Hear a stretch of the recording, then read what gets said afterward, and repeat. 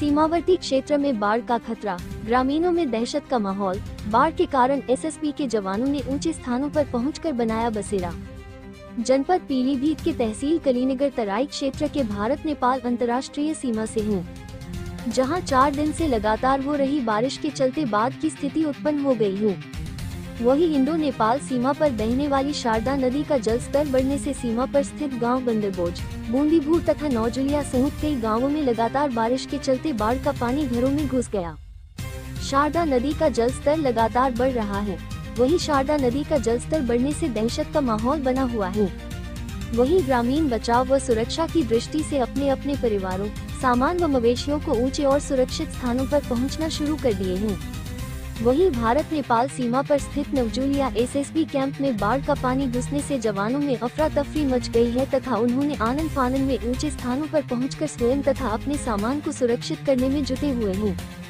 इसके साथ ही बाढ़ के खतरे को देखते हुए शासन प्रशासन भी अलर्ट मोड में आ गया है तथा तत्काल मौके पर पहुंचकर शासन प्रशासन द्वारा ग्रामीणों को सुरक्षित व ऊंचे स्थानों पर जाने की सलाह दी जा रही है तथा प्रशासन द्वारा राहत एवं बचाव कार्य किया जा रहा है।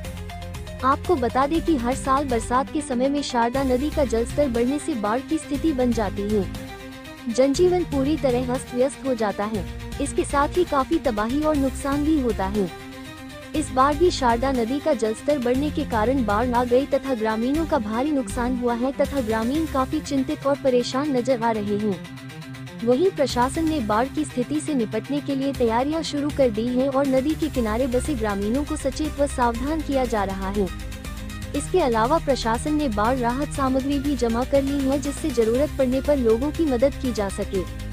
वहीं ग्रामीणों ने प्रशासन से मांग की है कि नदी के जलस्तर पर कड़ी नजर रखी जाए।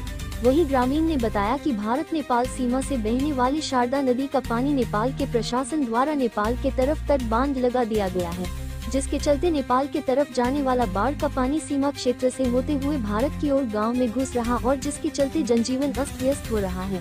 वहीं ग्रामीणों ने शासन प्रशासन से शारदा नदी पर तट बांध बनाने की गुहार लगाई है। अरविंद कुमार की खास रिपोर्ट। यहाँ पर सारे फसल नष्ट हो चुका है, चारों तरफ से जलमग्न हो चुके हैं और धान, सब्जियां, परमल, कटहल वगैरह जो भी है सब परिवार यहाँ पे अस्त व्यस्त हो चुका है। अभी तक यहाँ पे कोई जो है कि राहत सामग्री नहीं पहुँची हुई है, न तिरपाल पहुँचा है, न किश्ती पहुँची है। अभी हमें सचिव लेखपाल साहब से बात हुई, उन्होंने कहा कि बंदरबोझ में किश्ती पहुँच चुकी है और आप किसी को भेजिए, यहाँ पे किश्ती भिजवाया जाए। और यहाँ पे लोग बीमार हैं, काफ़ी परेशान है, दवाई की कोई व्यवस्था नहीं है और लोग एकदम अस्त व्यस्त हैं, भोजन की कोई व्यवस्था नहीं है। और हमें सरकार से अनुरोध है कि हम लोगों पे जो है कि किसी भी प्रकार से हमारा जो है कि सहयोग किया जाए और हमारे सहयोग देख रेख के लिए ऊपर से टीम बुलाई जाए और हमारा जो है कि यहाँ पर देख रेख किया जाए, क्योंकि सारी तरफ से जलमग्न हो चुका है गाँव, पूरे गाँव घिर चुका है पानी से, लोग परेशान हैं। कृपया सरकार से अनुरोध है कि यहाँ पे तहसील के माध्यम से मैं अपील करना चाहता हूँ एसडीएम साहब से कि यहाँ पे जल्द से जल्द फंसे हुए परिवारों का व्यवस्था करवाएं और तिरपाल और भोजन की व्यवस्था करवाएं, इनको सुरक्षित जगह पर रखने की व्यवस्था कराएं। जय हिंद। आने वाले समय से जब से ये गांव बसा, हर साल एक दो बार करीब में अपना चपेट दिखाई देती है, जो कि सारा सब्जी और फसलें सब नष्ट हो जाती हैं, लोग खराब हो जाते हैं, परेशान हो जाते हैं और काफ़ी तरह से परेशान का सामना करते हुए ये गांव सरकार से अपील कर रही है कि जल्द से जल्द इसका जो है कि देखरेख किया जाए। यहाँ पे बीमार लोग फंसे हुए हैं, इनकी भी व्यवस्था उपचार के लिए किया जाए। अभी हम लोग देखें कि श्रीलंका की तरफ से पानी का इतना तगड़ा बहाव आ रहा है कि कई बीमार परेशान है, वहाँ पे कोई नाव की व्यवस्था भी नहीं पहुँची है और सचिव साहब से बात हुई है लेखपाल साहब से कि वहाँ किसी की व्यवस्था तुरंत उपलब्ध। सुबह से ही काफ़ी पानी बढ़ता जा रहा है, हमारे पूरी ग्राम पंचायत में पानी का काफ़ी असर है। ज़्यादा से ज़्यादा असर खेती पर है। धान की लगभग खेती 50% खत्म हो गई और जो आपका फसल सब्जी का था, कटहल हुआ, परमल हुआ, मिर्चा हुआ इत्यादि सब फसल नष्ट हो गई। फसल पर बहुत ज़्यादा इसका प्रभाव पानी का पड़ा हुआ है।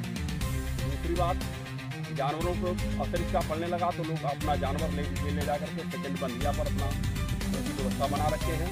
जिस हिसाब से पानी बढ़ रहा है, अभी तो कुछ घरों में पानी घुस गया है, आप सामने भी देख रहे हैं पानी यहाँ घुसा हुआ है, तबाही मची है, लोग दूसरे घरों में जा करके अपना स्थान बना रखे हैं। इसलिए शासन से मेरा अनुरोध है, विनम्र प्रार्थना है कि शासन यहाँ जांच करा करके जो काश्तकारों की जो भी फसल नष्ट हुई है उसका उचित मूल्यांकन करके उचित उनका सहयोग करने की कृपा करें। शासन से मेरा बार बार यही अनुरोध है। बाढ़ आने की स्थिति क्या है? स्थिति यह है कि जो जगबूड़ा में तटबंध नेपाल सरकार ने दोनों अपने साइड बांध करके पानी को एक साइड कन्वर्ट कर दिया है, इसलिए बाढ़ हमारे यहाँ आई कर रही है। पहले हमारे यहाँ बाढ़ नहीं आती थी, 4-6 साल से बाढ़ आ रही है। अब जब से तटबंध बन गया है तब से बाढ़ का हमारा ग्राम सभा घर बन गया है। हम बड़े दुखित हैं। हमने सरकार से, शासन से कई बार अपने दुख का व्यक्त किया, लेटर द्वारा, आपके माध्यम से, चैनल द्वारा, पत्रकार द्वारा शासन पर लिखित किया, पर इस पर अब तक कोई कार्रवाई नहीं हो पाई है।